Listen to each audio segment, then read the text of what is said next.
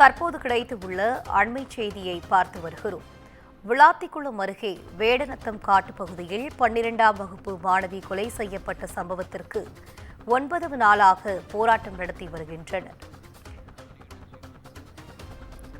தற்போது கிடைத்துள்ள அண்மை செய்தியாக பார்த்து வருகிறோம். விளாத்திக்குளம் அருகே வேடநத்தம் காட்டு பகுதியில் 12ஆம் வகுப்பு மாணவி கொலை செய்யப்பட்ட சம்பவத்திற்கு உடலை வாங்க மறுப்பு தெரிவித்து 9வது நாளாக போராட்டம் நடத்தி வருகின்றனர். இதுகுறித்த கூடுதல் விவரங்களோடு இணைகிறார் எமது செய்தியாளர் மணிகண்டன்.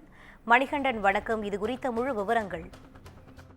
நிச்சயமாக தூத்துக்குடி மாவட்டம் வேடநத்தம் கிராமத்தைச் சேர்ந்த 12ஆம் வகுப்பு மாணவி கடந்த 10ஆம் தேதி காணாமல் போன நிலையில மறுநாள் 11ஆம் தேதி சடலமாக மீட்கப்பட்டார்.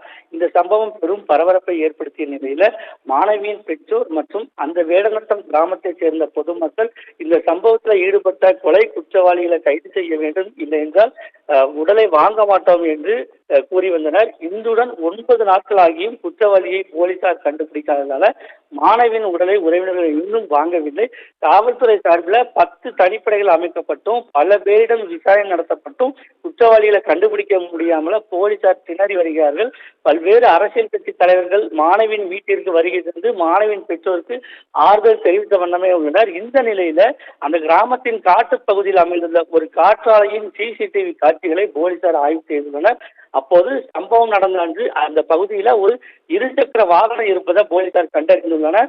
அந்த இருசக்கர வாகனத்தின் நம்பரை CCTV காட்சிகள் அடிப்படையில் கண்டுபிடித்ததுல அந்த இருசக்கர வாகனம் ராமநாதபுரம் மாவட்டம் பார்த்திபனூர் பகுதியில இருந்து மர்ம நபரால் திருடி கொண்டு வரப்பட்டது தெரிய வந்துள்ளது.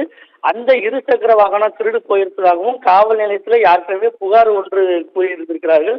இதைத் தொடர்ந்து அந்த மர்ம நபர் அந்த காட்டு பகுதிக்கு எதற்காக வந்தார் என விசாரணை நடத்தப்பட்டு வருகிறது. மேலும் அவருக்கு கிராம மக்கள் யாரும் எதுவும் உதவி செய்தனரா என்பது குறித்தும் விசாரணை நடைபெற்று வருகிறது.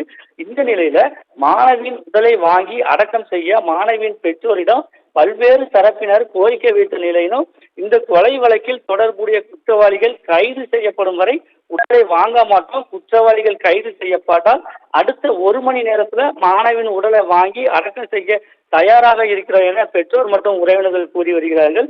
தினந்தோறும் குற்றவாளியை கண்டுபிடித்தோம் என்று போலீசார் கூறி வந்தாலும் இன்றுடன் 9 நாட்கள் ஆகிவிட்டது. ஆனால் தற்போது வரை குற்றவாளி கண்டுபிடிக்க முடியவில்லை.